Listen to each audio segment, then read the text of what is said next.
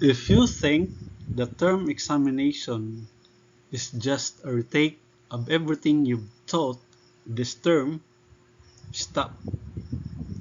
That's not how DepEd Order number 15, series of 2026 designed it.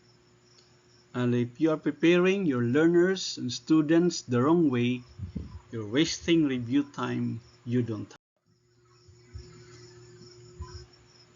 In the next 6 minutes, I'm breaking down exactly what the term examination covers, why it's built the way it is, and how to use that to plan your review time efficiently, not by reteaching everything from day one.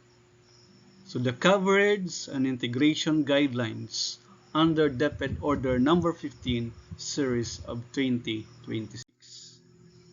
First, the one thing to remember, the term exam does not retest the summative test 1 and summative test 2 entirely, but it also brings back a select set of critical or less mastered competencies from the summative test 1 and summative test 2 to make sure learning is cumulative, not solid.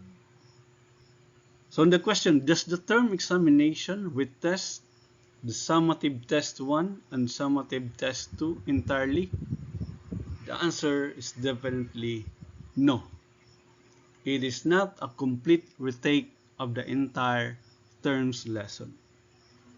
The core focus is on the new competencies taught after the summative test 2, but it incorporates selected critical or less mastered competencies from the summative test 1 and summative test 2 to ensure cumulative growth.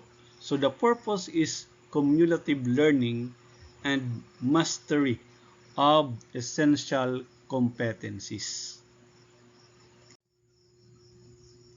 So here's how the whole term is mapped out. The summative test 1 covers roughly the first 15 instructional days. So the first 15 instructional days, then on the 16th day, that is the schedule of the summative test 1. Test 2 covers the day 16 through day 30 instructional days. The term examination covers everything from day 30 to the end of the term, plus a targeted week area review from the summative test 1 and summative test 2. This spacing exists specifically to monitor the learning progress and support cumulative mastery, not to overload one exam with everything. So there is a spacing of the assessments to monitor the learning progress. So based on your summative test 1 and summative test 2, you are going to identify the least learned competencies, and those least learned and least mastered skills will be included in the term examinations. If you are preparing for the end of term activities next, so that's exactly what I'm covering in the next video. So don't forget to subscribe so you don't miss the discussions on the end of term activities and schedule. So the term examination, so this is the detailed breakdown of the examination coverage. So what does the post-summative test 2 covers? and how it connects back to earlier assessments. So, of course, we have the two areas of coverage. The term examination is built from the two distinct but connected sources. So first, it covers the newest lessons taught after the 30th instructional day until the end of the term. And there is the strategic integration of summative test 1 and summative test 2, bringing back the key competencies, the less mastered competencies from the earlier summative test to reinforce mastery and readiness. So let's go deeper on the two areas that make up the term examination. So the area 1 is the primary focus, so which is everything that is taught from the 30th instructional day through the last day of the term.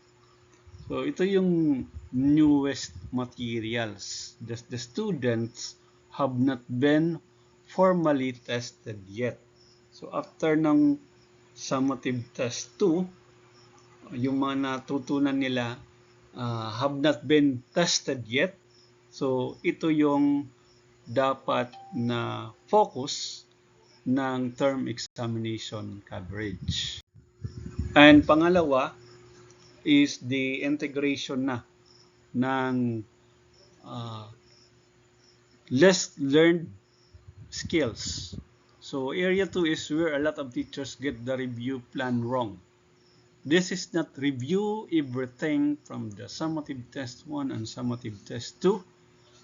You should only focus on the less mastered competencies, the specific topics where your learners, your students showed weakness during the summative test 1 and summative test 2 to give them another chance to demonstrate their mastery.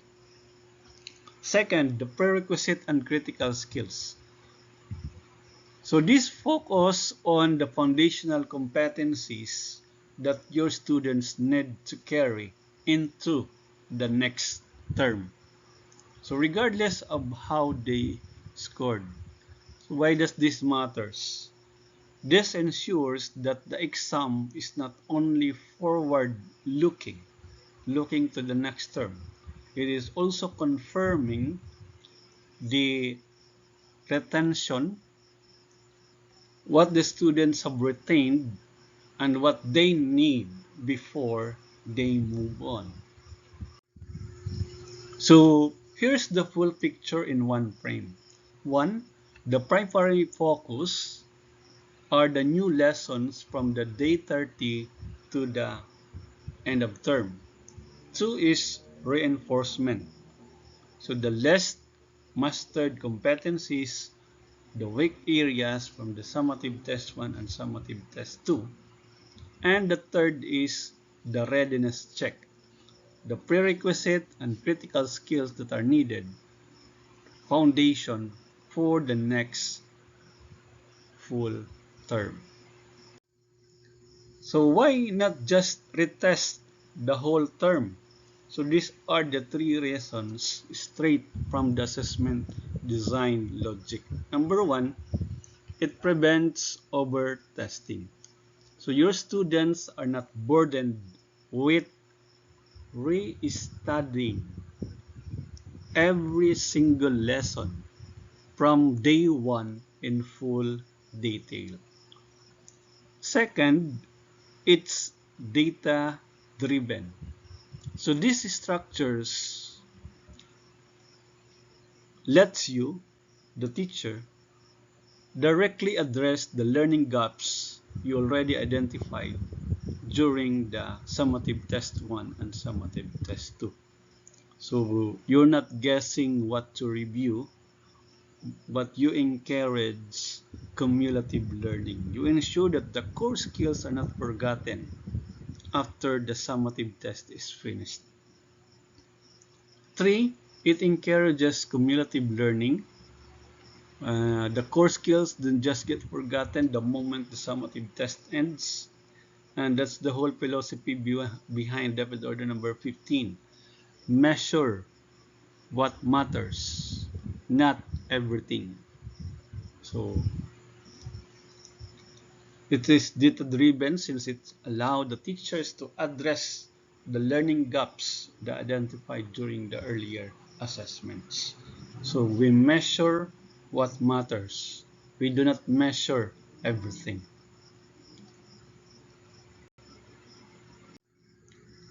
And just like assessment, financial management is also about monitoring and making better decisions.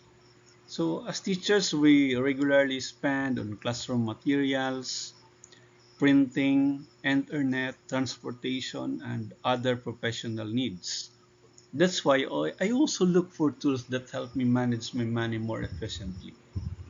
So if you're looking for a digital savings account, you can check the Maribank using my referral code in the description. So the Maribank offers 3.75% per annum interest credited daily with no maintaining balance. So if you're interested in trying the Maribank, you can check the link in my description and use my referral code MP179614. Just check the current promos, the terms and eligibility before signing up. So it's a convenient way of digital banking. So you can have competitive savings rates that is on a daily basis and no need to visit a physical branch, although you can get a physical card.